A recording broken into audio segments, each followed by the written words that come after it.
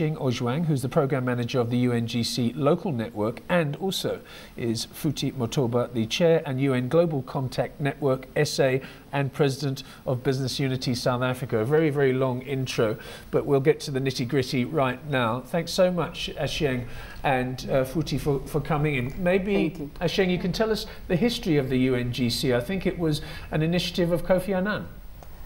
Yes, that was way back in 2000 when Kofi Annan made a phone call to business leaders, a select group, a very small select group, to go to New York and talk about creating a platform, a compact, so that it would enable business to engage with the UN, with civil society organizations, with other governments, to advance corporate citizenship. So yes, it was Kofi Annan's initiative. And Futhi, has it been a success? I mean, has South Africa embraced this initiative, embraced this platform? And if so, what progress has been made? Definitely it has been a success. Since its formation in 2000, we have seen increase at a global level of companies to about 3,000 members. In South Africa, we have about 47 members.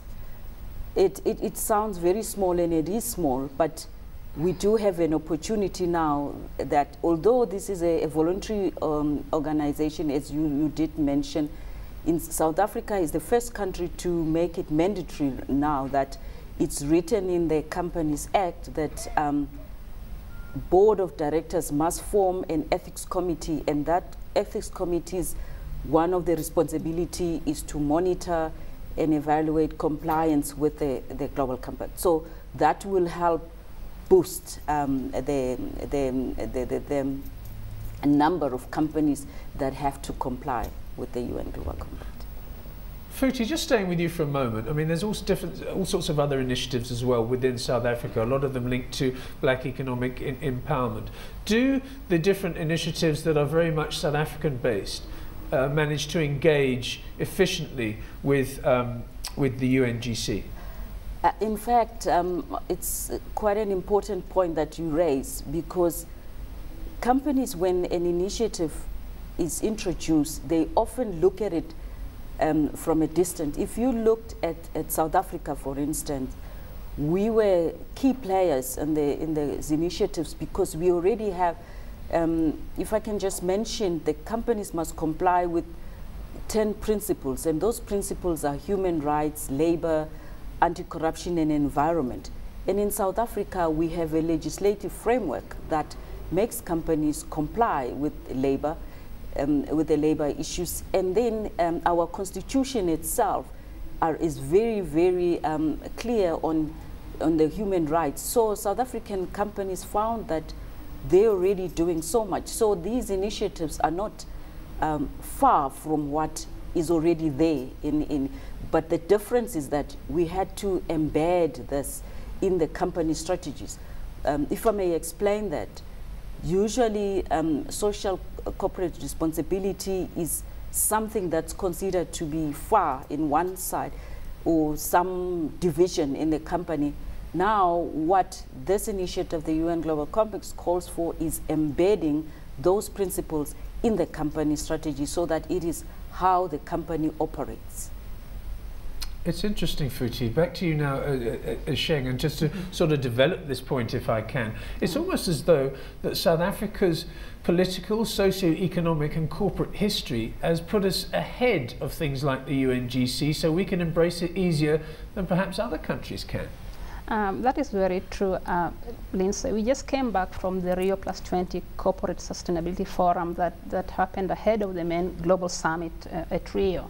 And what came out is that even the frameworks that we have by the Johannesburg Stock Exchange, the SRI index, other countries are looking to South Africa to also try to copy initiatives like that, so that they're able to have these platforms that enable business to disclose. And you know, disclosure is also about action. You cannot disclose what you don't act upon. So these frameworks are enabling companies to think about what are our material issues so that they're able to put certain programs in action to take responsible business, to take sustainability to the next level. So yes, South Africa is doing quite well in terms of frameworks, but a lot of work still needs to be done in terms of just taking it a notch higher.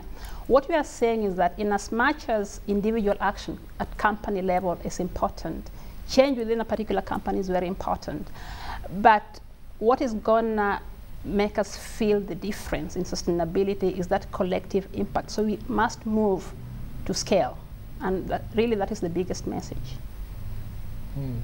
Sheng, I've got to put a sort of capitalist spin on this, because this is a program that talks about money, the movement of money, where to make money, where we shouldn't lose money. How, as an investor, should we be viewing this type of platform, the UNGC and its initiative and all its worthy causes? I mean, should we be looking at a company, or will investors in the future be looking at a company and say, look, they're not actually complying, they haven't volunteered, we've got 47 companies, they're not one of them, so maybe we should question whether we should be shareholders in this company. Is that a reality in the future, do you think? It's already a reality right now. We have cases where investors are already putting companies on the line. We have cases where certain groups of investors have given notice to say, if we don't see these changes, we are not going to put new money anymore into our investments anymore into your operations. So it's already happening. 4 years ago, we talked about it as something that would happen in the future, but it's here. And the group of global investors were very, very clear in their messaging out of Rio +20 that they are going to be watching very, very carefully where they invest. It's now about how does a company make its money? How do you make your money?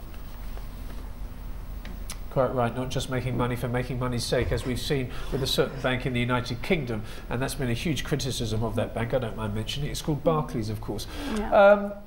The platform, it says here, offers companies a practical policy framework based on the UNGC 10 principles in the areas of human rights, environmental protection, labour and anti-corruption. Is there any of those areas, Futhi, do you think, where South African companies are particularly falling behind and particularly they need to address them? Well, the issues around environment, we're catching up on that, and the issue on anti-corruption. Anti-corruption, I mean, rather, corruption is a global phenomenon, and what we are trying to make sure as South African is that we make South Africa a corrupt-free environment, and also the continent. So the embedding of those principles is what the South African companies still have to work on. But what is quite... You might say that anti-corruption starts right at the top, whether it be politics or the CEO of a company. And in certain areas, South Africa doesn't have a great record on corruption, and we're battling that at the moment. I'll throw this open to both of you now, so feel free, whomsoever it is, to answer it. You've got 47 volunteers, if you like, 47 corporate volunteers associated with UNGC. What is your target, and how are you going to get more and more corporates to embrace this initiative? Before we just talk on that, one of the areas where we found a challenge was around the human rights. Although our constitution already embeds that, what we found that was, we did a study 2 years ago, and that study revealed that the companies take human rights into consideration, but at the supply chain levels there was a lot of challenges. So then that meant that companies should train, educate, create awareness, support supply chain so that they also embed the principles. So by doing so, it means now you are actually extending the membership from your core member down to the supply chain.